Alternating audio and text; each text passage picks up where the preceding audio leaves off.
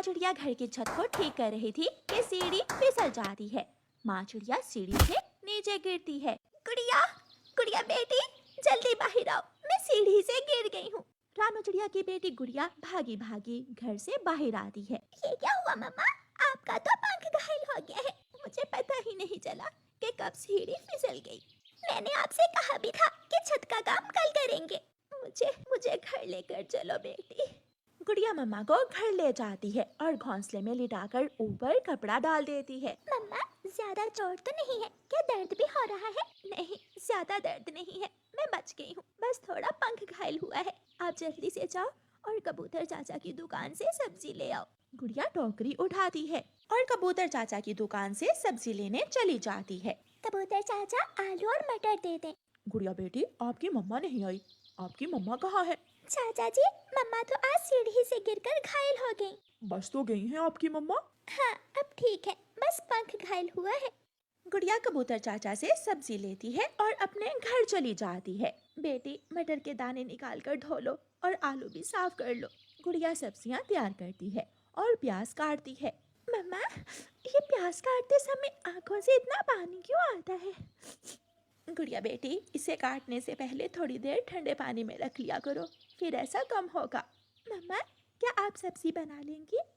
नहीं बेटी, मेरा तो पंख ही नहीं हिल रहा। आप ऐसा करें, हरियाली तोती को बुला लाएं। ठीक है मम्मा, मैं अभी हरियाली आंटी को बुला कर लाती हूँ।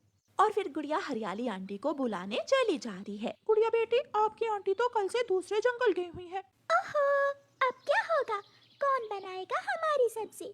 गुड़िया बेटी, मेरे घर में दाल पड़ी है, वो ले जाओ आप। नहीं अंकल, मेरा आज दाल खाने का मूड नहीं है। गुड़िया वहाँ से चली जाती है। मम्मा, हरियाली आंटी तो कल से दूसरे जंगल गई हुई है। तो आप घर क्यों आ गए? गौरी आंटी को बुला ला। ये तो मैंने सोचा ही नहीं, मैं अभी जाती हूँ।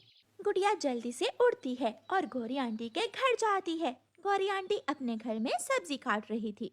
आंटी आंटी, मम्मा सीढ़ी से गिर गई है। हाय, मैं मर गई। बच तो गई है रानो। हाँ, लेकिन मम्मा का पंख घायल हुआ है। मुझे मम्मा ने भेजा है। आंटी, आप आकर हमारी हंडिया बना दें। रोटी कौन बनाएगा?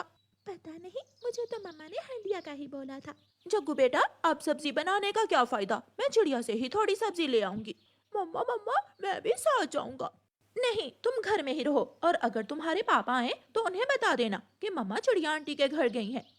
गौरी कव्वी गुड़िया के साथ चली जाती है। मुझे तो गुड़िया ने बताया। रानो, तुम भी हर काम में जल्दी करती हो। मैंने तो कोई जल्दी नहीं की, वो तो सीढ़ी फिसल गई थी। कहाँ है सब्जी? रसोई में चली जाओ। गुड़िया, आप ही गौरी आंटी की हेल्प करवाओ जाकर रसोई में। नहीं, मैं कर लूंगी। गौरी रसोई में चली जाती है और आग जलाकर हंडिया चूल्हे पर रखती है। हंडिया थोड़ी देर बाद तैयार हो जाती है। जग्गू कौवा भी रोता हुआ वहाँ आ जाता है। आंटी आंटी, मम्मा कहाँ है? मैं यहाँ हूँ मेरे जग्गू, क्या हुआ? गौरी भागकर रसोई से बाहर आती है। मम्मा मम्मा, मुझे पापा ने मारा है। वो बुढ़ा रुकता ही नहीं, जब देखो मेरे जग्गू को मारता रहता है। मैंने कहा मुझे भूख लगी है तो मुझे मारा पापा ने। चुप कर जाओ मेरे बेटे। गौरी, चलो जल्दी से जग्गू को रोटी बना दो। जग्गू भाई, आपने जरूर कोई शरारत की होगी। खाना मांगने पर तो मम्मा पापा नहीं मारते। मम्मा मम्मा, देखें, गुड़िया मुझे तंग कर रही है। मैंने क्या कहा? जग्गू, यहाँ आओ, आकर खाना खा लो। जग्गू रसोई में चला जाता है और अपनी मम्मा से रोटी लेकर खाने लगता है।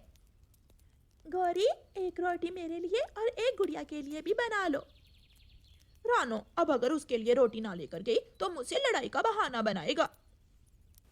ठीक है, आप कालू भाई के लिए भी रोटी ले जाना और अपने लिए भी बना लेना। गौरी कव्वी सबके लिए एक एक रोटी बनाती है और गुड़िया से कहती है, गुड़िया बेटी, जाओ नदी से पानी ले आओ, मटके में पानी नहीं है। ठीक है आंटी, मैं अभी पानी लेकर आती हूँ। गुड़िया मटका उठाकर नदी की तरफ चली जाती है। जग्गू, लो एक रोटी और खा लो, कल की भी आज ही खा लो, कल नहीं मिलेगी। गौरी कव्वी जग्गू को एक रोटी और दे देती है और खुद भी खाने लगती है। गौरी, अगर रोटी बन गई है तो मुझे भी दे दो एक रोटी। खाना तो तैयार है, गुड़िया नदी से पानी ले आए, फिर देती हूँ डालकर। गौरी भी पेट भरकर खाना खाती है और सोचती है, आलू मटर का सालन तो थोड़ा ही बचा है, अगर चिड़िया को दे दिया तो कालू के लिए क्या लेकर जाऊंगी। फिर गौरी हंडिया से सालन डिब्बे में डालती है और जग्गू से कहती है, चल चल घर चल, मैं अभी आती हूँ। जग्गू घर चला जाता है। रानो, मैं कालू का खाना देकर आती हूँ, ऐसे ही घर में बैठा बोल रहा होगा।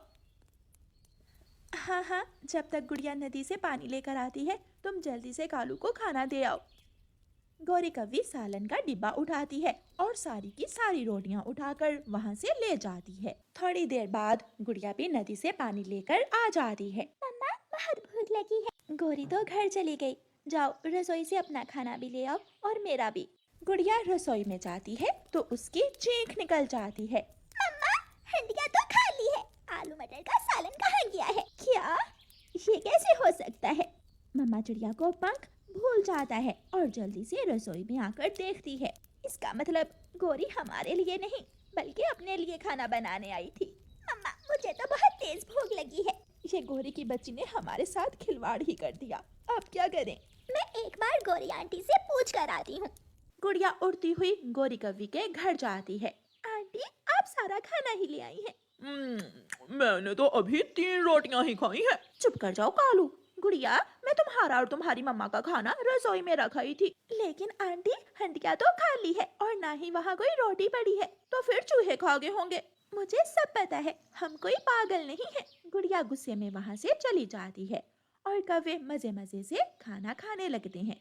अंकल मिठू, वो दाल पड़ी है या खत्म हो गई? हाँ हाँ पड़ी है, और एक रोटी भी पड़ी है सुबह की। आप वो दाल रोटी मुझे दे दे, हमारे साथ तो गौरी आंटी हाथ कर गई। गुड़िया मिठू अंकल से दाल रोटी लेकर अपने घर चली जाती है। मम्मा, मैं आज दाल नहीं खाना चाहती थी, लेकिन मुझे दाल ही खाना पड़ी। मैंने तो सोचा था कि गौरी ने खुद को बदल लिया है, लेकिन सब बदल सकता है, गौरी कभी नहीं बदल सकती। माँ बेटी दाल रोटी खाकर सो जाती हैं। सुबह हो जाती है और सुबह सुबह ही चिड़िया के दरवाजे पर दस्तक होती है। गुड़िया दरवाजा खोलती है। आंटी गौरी, आप? हाँ, मैं। अपनी मम्मा से पूछकर बताओ कि मैं नाश्ता बना दूं या खुद बना लेगी। मम्मा चिड़िया घर के अंदर से ही ऊंची आवाज में बोलती है, बना लूंगी, मैं अब ठीक हूँ, तुम जाओ अपना कोई काम कर लो जाकर। गुड़िया हंसने लगती है। आप जाइए, मैं आज फिर दाल नहीं खाना चाहती। गुड़िया दरवाजा बंद करके अपने घर चली